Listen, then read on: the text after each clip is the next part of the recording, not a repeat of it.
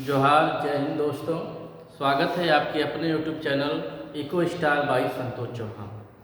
यदि आप JAC board के स्टूडेंट हैं और क्लास 10वीं का फाइनल एग्ज़ाम आप दे रहे हैं और सोशल साइंस का यदि आपको पेपर देना है, जैसा कि आप जानते हैं कि सोशल साइंस सामाजिक विज्ञान का जो पेपर है वो 25 फरवरी को होने वाला है। तो इस संदर्भ में जो है प्रोजेक्ट परख के अंतर्गत कुछ मॉडल पेपर जारी किए गए हैं जो कि बहुत ही इंपॉर्टेंट मॉडल पेपर हैं। यदि ऐसे मॉडल पेपर को आप देख लेते हैं, एग्ज़ाम देने से पहले इस मॉडल पेपर को आप पढ़ के जाते हैं तो लगभग जो है मैक्सिमम जो प्रश्न है इसी मॉडल पेपर से आने की संभावना है। तो 10वीं के बच्चों के लिए बहुत ही इम्पॉर्टेंट वीडियो है। आइए इस वीडियो को हम लोग देखते हैं, इस मॉडल पेपर को देखते हैं कि इसमें जो है कौन कौन से क्वेश्चन है जो एग्जाम में आ सकते हैं। प्रोजेक्ट परख तैयारी उड़ान की मॉडल जो सेट है वो 2 है। सोशल साइंस का पेपर है, कक्षा 10वीं का, विषय सामाजिक विज्ञान, समय 3 घंटा, पूर्णांक 80 नंबर का है। देखते हैं जो पहला प्रश्न है ऑब्जेक्टिव, मेटरनिख किस देश का शासक था? तो मेटरनिख जो शासक था वो ऑस्ट्रिया एक देश है, उस देश का एक शासक था। ऑस्ट्रिया की राजधानी वियना होती है। सामाजिक उपबंध नामक पुस्तक के लेखक कौन है? तो सामाजिक उपबंध नामक जो लेखक है वो रूसो है। दूसरे का आंसर होगा। तीसरा, 5 मार्च 1931 को कौन सा समझौता हुआ था? तो इस दिन जो है गांधी इवरन समझौता हुआ था। तो गांधी इवरन जो समझौता हुआ था 5 मार्च 1931 को, यानी ख आंसर हो जाएगा। चौथा, दलितों के लिए अलग निर्वाचन क्षेत्र की मांग किसने की थी? तो भीमराव अम्बेडकर ने की थी। तो ख आंसर हो जाएगा चौथे का। पांचवा है, द्वितीय विश्व युद्ध के दौरान निम्नलिखित देशों में से किसे धुरी शक्तियां माना गया? तो जो धुरी शक्तियां थी वो थी जर्मनी, जापान और इटली। मित्र राष्ट्र और धुरी राष्ट्रों के बीच जो है दूसरी विश्व युद्ध चल रहा था। तो धुरी राष्ट्रों में जो है जो धुरी शक्तियां थी, जर्मनी थी, जापान थी और इटली थी। इसके अलावा जो है इधर देखा जाए ब्रिटेन, फ्रांस, रूस, अमेरिका, ये सब मित्र राष्ट्र थे। तो पांचवें का जो आंसर होगा क, जर्मनी, जापान, इटली, ये धुरी राष्ट्र थे, धुरी शक्तियां थी। छठी, आर्थिक मंदी की शुरुआत कब हुई थी? तो आर्थिक मंदी की शुरुआत जो 1929 से शुरू हो गई थी, यानी ग आंसर हो जाएगा। हम लोग आगे बढ़ते हैं।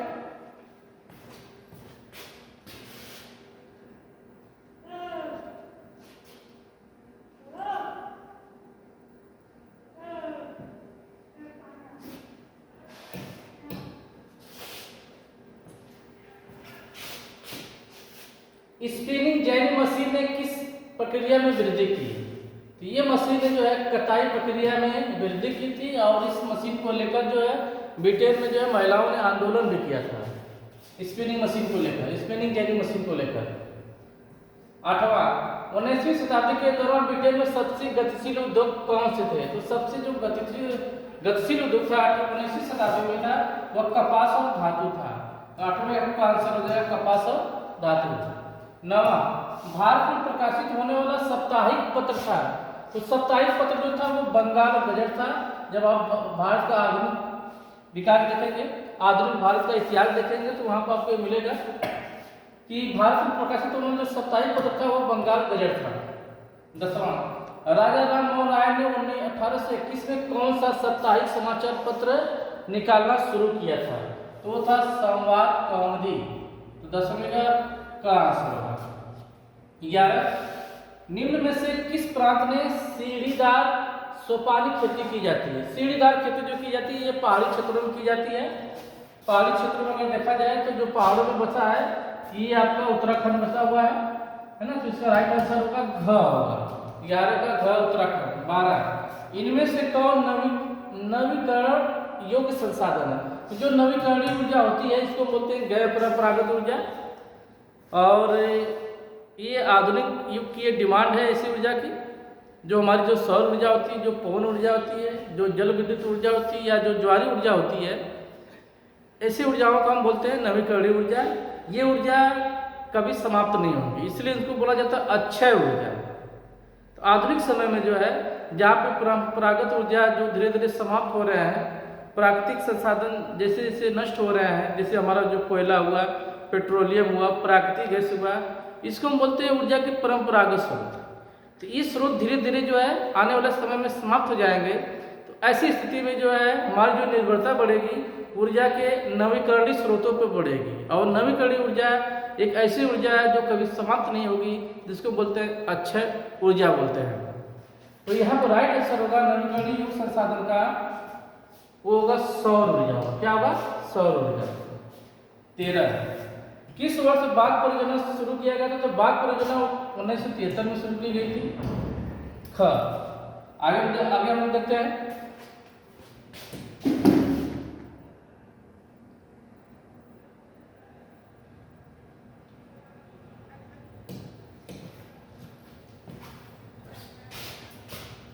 किस नदी पर बहुउद्देशीय नदी परियोजनाएं नहीं है? पूछा कि बहुउद्देशीय नदी परियोजनाएं नहीं है, तो यमुना नदी पर नहीं है। यमुना जो कि गंगा की सहायक नदी है, इस नदी पर कोई भी बहुउद्देशीय नदी घाटी परियोजना नहीं है। 15 राजस्थान में छत वर्षा जल संग्रह को कहा जाता है। राजस्थान में जो वर्षा होती है इनकी छतों पे जो है पानी को स्टोर कर लिया जाता है, पानी का संग्रहण किया जाता है छतों पे, मकान की छत पे, इसको टाका बना जाता है। क्या बना जाता है? टाका। 15 का आंसर हो जाएगा। इनमें से कौन सी रबी की फसल है? इस टाइम रबी की फसलें बोई गई है। इस टाइम जो जाड़े के दिनों में जो दिसंबर जनवरी फरवरी में ये जो फसलें जो बोई जाती हैं, ये रबी की फसलें होती हैं, जिसमें हम गेहूँ बोलते हैं, जौ बोते हैं, चना बोते हैं। तो यहाँ पर अगर देखा जाए, विकल्प में अगर देखा जाए, रबी फसल में अगर देखा जाए, तो यहाँ पे आ रहा है चना। इस टाइम हम लोग चना हुआ, मटर हुआ, गेहूँ और जो इस जाड़े के सीजन में हम लोग जिससे हम लोग बोते हैं, ये रबी की फसलें होती हैं। तो 16 का राइट आंसर होगा घ, चना हो जाएगा। मोनाजाइट रेत में निम्नलिखित में से कौन सा खनिज पाया जाता है? तो मोनाजाइट में जो पाया जाता है वो थोरियम पाया जाता है, यानी ग आंसर हो जाएगा इसका। 18 निम्न में से कृषि पर आधारित उद्योग कौन हो? जो कृषि पर आधारित हो, तो चीनी जो है कृषि पर आधारित उद्योग है। चीनी को गन्ना चाहिए और गन्ना हमको कृषि क्षेत्र से ही मिलेगा, तो ये आंसर होगा ख हो जाएगा। 19 देखा जाए, सीमा सड़क संगठन कब बनाया गया? तो ये संगठन बनाया गया था 1960 में बनाया गया था, का आंसर हो जाएगा। 20 1970 से 1993 के मध्य बेल्जियम के संविधान में कितना संशोधन किए गए? तो 4 संशोधन किए गए, तो राइट आंसर हो जाएगा का। आगे हम लोग बढ़ते हैं।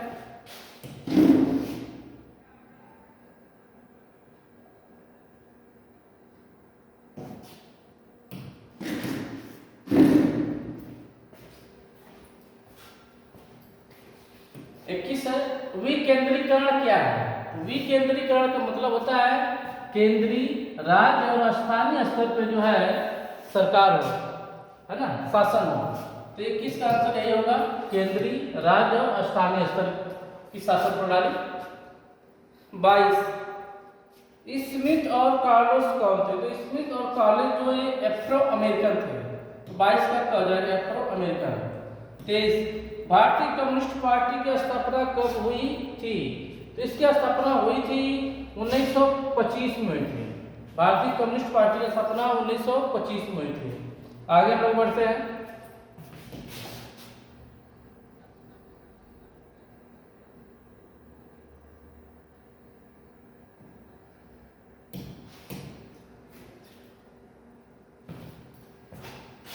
राजनीतिक दलों की मान्यता कौन देता है? तो राजनीतिक दलों को मान्यता जो देता है वो चुनाव आयोग देता है। राजनीतिक जो पार्टियां होती हैं, चाहे आपकी आरजेडी हो, चाहे बीजेपी हो, चाहे यूपी में सपा पार्टी, सपा सरकार हो, या बसपा पार्टी हो, तो ये जितनी भी राजनीतिक पार्टियां होती हैं, इन सारी पार्टियों को जो है मान्यता जो देता है वो चुनाव आयोग देता है।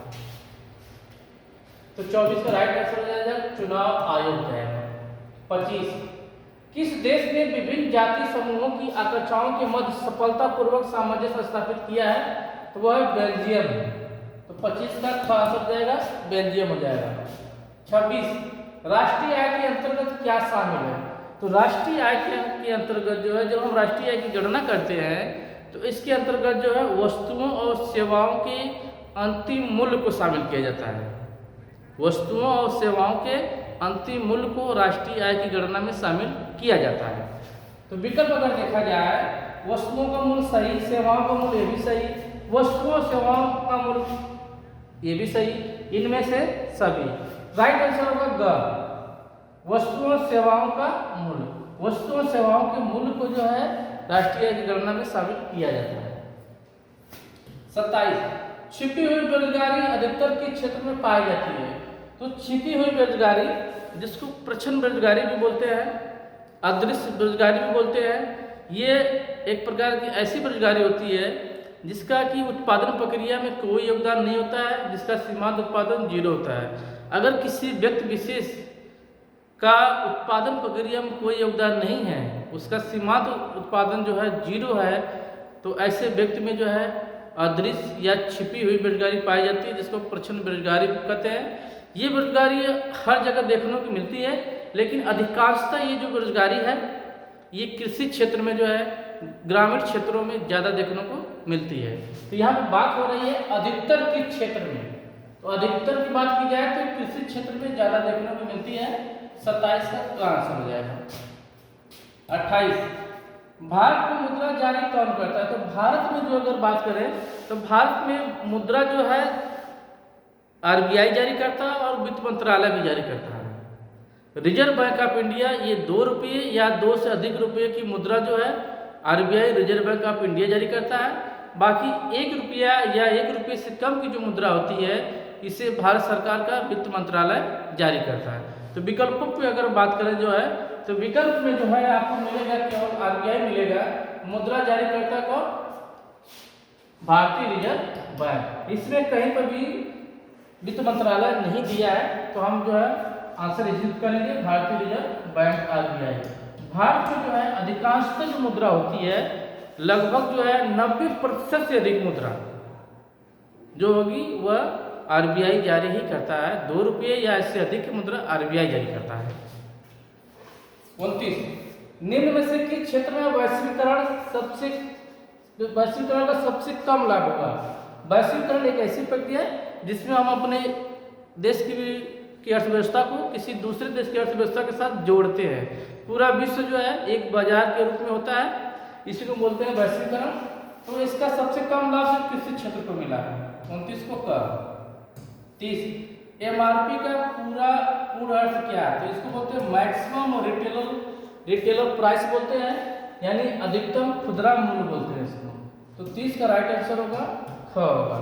तो ये रहा बच्चों 30 प्रश्नों का एक ऑब्जेक्टिव सेट। इसमें से बहुत सारे प्रश्न आपके फाइनल एग्जाम में पूछे जाएंगे, इसलिए इसको आप लोग जरूर देखिएगा। इसके अलावा जो है इस मॉडल पेपर में कुछ अति लघुत्तरी, दीर्घोत्तरी प्रश्नों का समावेश भी है, आप लोग उसे भी देख लीजिएगा और उसके आंसर भी दिए गए हैं, तो आंसर को भी आप लोग देख लीजिएगा। चलिए मैं एक एक करके जो है सारे अति लघुत्तरी और दीर्घोत्तरी प्रश्नों को आपके सामने दिखाता हूँ और उसके आंसर भी आपको दिखाता हूँ। इसे आप लोग तैयार रखिएगा।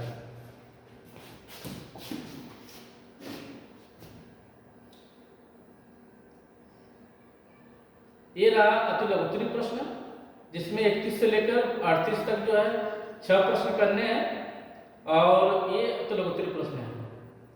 और सेक्शन सी अगर देखा जाए लघुत्तरी प्रश्न का है, जो कि इसमें से भी आपको 6 प्रश्न करने हैं और लगभग 8 प्रश्न दिए गए, इसमें से आपको 6 प्रश्न करने हैं।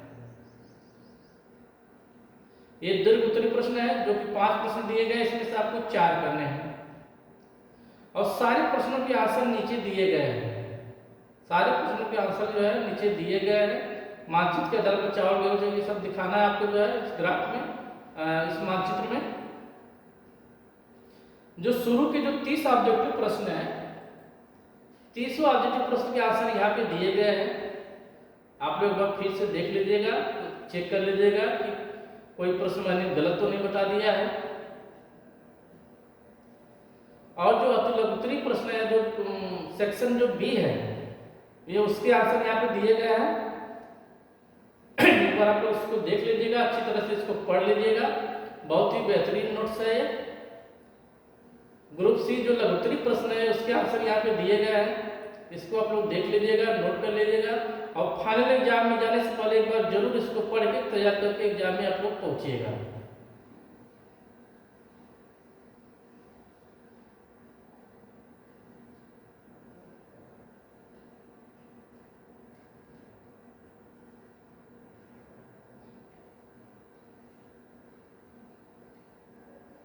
आते हैं ग्रुप डी में आते हैं। सेक्शन जो 4 है, जो डी है, इसमें हम आते हैं।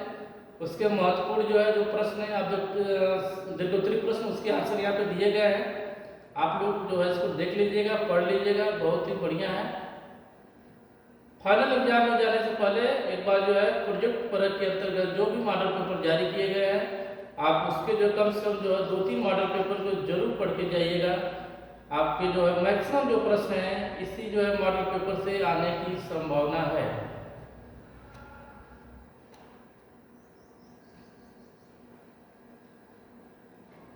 मानचित्र हुआ,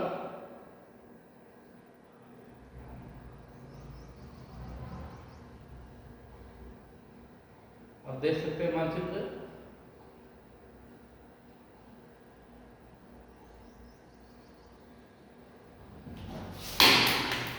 तो बच्चों ये रहा जो है 52 प्रश्नों का एक सेट रहा, एक मॉडल पेपर रहा जो कि बहुत ही बेहतरीन है। इसे आप लोग देखकर एग्जाम देने आप लोग जाइएगा जरूर।